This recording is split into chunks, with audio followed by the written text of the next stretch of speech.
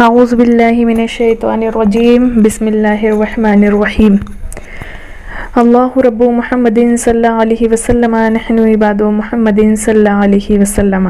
محبت رسول صلی اللہ علیہ وسلم کے تقاضے۔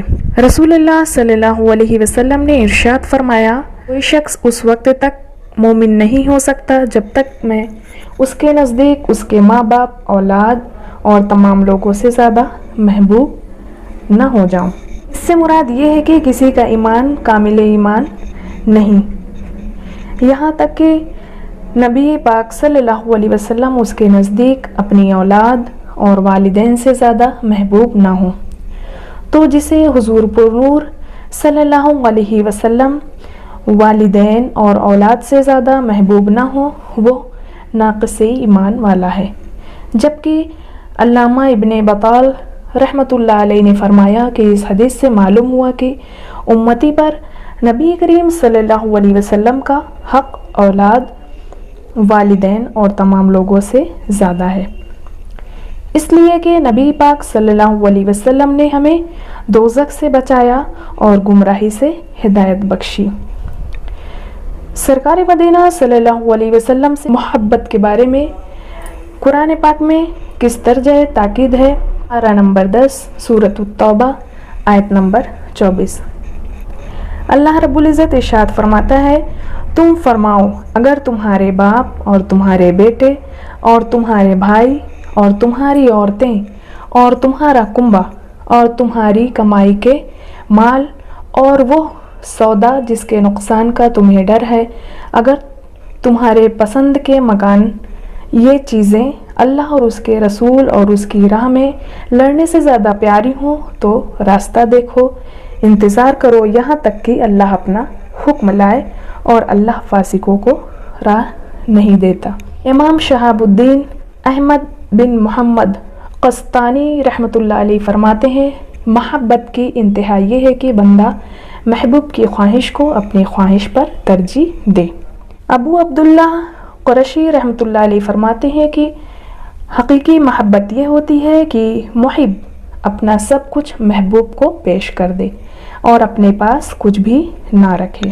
حضرت ابو بکر شبلی رحمۃ اللہ علیہ فرماتے ہیں کہ محبت کو اس لیے محبت کہتے ہیں کہ یہ محبوب کے علاوہ دل سے ہر چیز کو مٹا دیتی ہے۔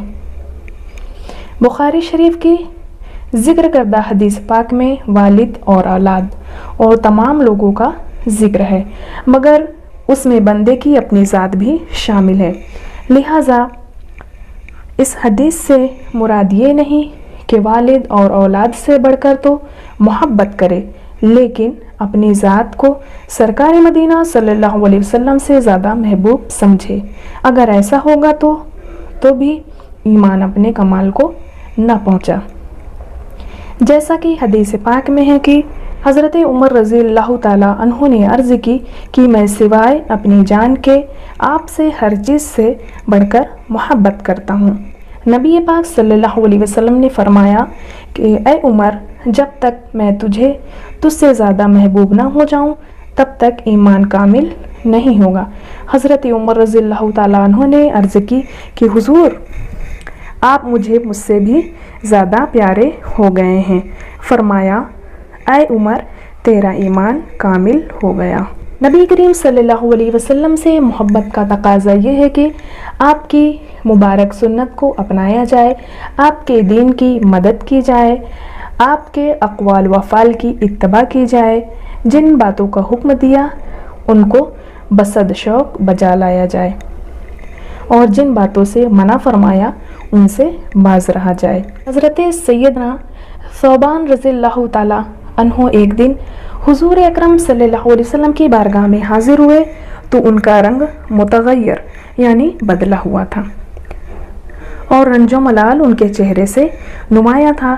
تو سرکار مدینہ صلی اللہ علیہ وسلم نے پریشانی کا سبب پوچھا، عرض کی کہ یا رسول اللہ صلی اللہ علیہ وسلم، مجھے درد ہے اور نہ بیماری ہے، مگر جس وقت آپ کو نہیں دیکھتا ہوں بے تاب ہو جاتا ہوں۔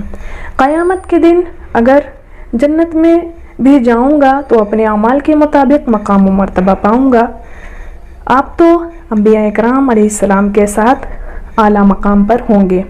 حضور میں وہاں کس طرح پہنچوں گا جس وقت آپ کی زیارت نہ کر سکوں گا؟ بہشت سے کیا لطف حاصل ہوگا؟ ان کی تسلی کے لیے قرآن کریم کی یہ آیت نازل ہوئی۔ جو اللہ اور اس کے رسول کا حکم مانے تو اسے ان کا ساتھ ملے گا جس پر اللہ نے فضل کیا، یعنی انبیاء اور صدیق اور شہید اور نیک لوگ، اور یہ کیا ہی اچھے ساتھی ہیں۔ امام صفیری رحمۃ اللہ علیہ فرماتے ہیں کہ ایک عورت نے حضرت عائشہ رضی اللہ تعالی عنہ سے عرض کی کہ مجھے نبی کریم صلی اللہ علیہ وسلم کی قبر کی زیارت کرا دیجیے۔ اسے قبر شریف دکھائی تو وہ عورت اس قدر بے تاب ہوئی کہ روتے روتے اس کا انتقال ہو گیا۔ امام مالک رحمۃ اللہ علیہ سے حضرت ایوب سختیانی رحمۃ اللہ علیہ کے بارے میں پوچھا گیا تو آپ رحمۃ اللہ علیہ نے فرمایا کہ جب وہ رسول کریم صلی اللہ علیہ وسلم کا مبارک ذکر سنتے تو اس قدر روتے کہ مجھے ان پر رحم آ جاتا۔ امام ابن شہاب زہری رحمۃ اللہ علیہ کے سامنے جب حضور اکرم صلی اللہ علیہ وسلم کا ذکر کیا جاتا تو آپ ایسے ہو جاتے گویا کہ نہ ہم ان کو جانتے ہیں اور نہ وہ ہمیں۔ حضرت عامر بن عبداللہ بن زبیر رحمۃ اللہ علیہ کے پاس جب سرکار مدینہ صلی اللہ علیہ وسلم کا ذکر کیا جاتا تو وہ اس قدر روتے کہ آنکھوں میں آنسو باقی نہ رہتے۔ اسی طریقے سے حضرت صفوان بن سلیم رحمۃ اللہ علیہ کے سامنے جب نبی کریم صلی اللہ علیہ وسلم کا ذکر ہوتا تو روتے اور اتنی دیر تک روتے رہتے کہ لوگ آپ کو چھوڑ کر چلے جاتے۔ آپ غور کیجئے، انسانوں کے اذہان و افکار کا جائزہ لیجئے تو پتہ چلے گا کہ انسان جس سے محبت کرتا ہے اس کی ہر بات اچھی معلوم ہوتی ہے۔ انسان جس کو چاہتا ہے اس کی ہر گفتار و کردار کو پسند کرتا ہے۔ انسان اپنے محبوب کے ہر قول و فعل کو دل سے اپنانے کی کوشش کرتا ہے۔ اللہ تبارک و تعالی انسانوں سے فرماتا ہے کہ اگر تم مجھ کو اپنانا چاہتے ہو، مجھ کو دوست بنانا چاہتے ہو تو محمد عربی صلی اللہ علیہ وسلم سے محبت کرو۔ تو معلوم ہوا کہ اگر اللہ کو راضی کرنا ہے تو پہلے رسول کو راضی کرنا ہوگا۔ اگر آپ رسول اللہ صلی اللہ علیہ وسلم کو دوست بنانا چاہتے ہو تو رسول اللہ صلی اللہ علیہ وسلم کے قول و فعل کو اپنانا ہوگا۔ اگر رسول کو محبوب بنانا چاہتے ہو تو لباس رسول کو اپنانا ہوگا۔ اگر رسول کی محبت کو اپنانا چاہتے ہو تو شعار رسول کو اپنانا ہوگا۔ اگر رسول کو محبوب بنانا چاہتے ہو تو ادائے محبوب کو اپنانا ہوگا۔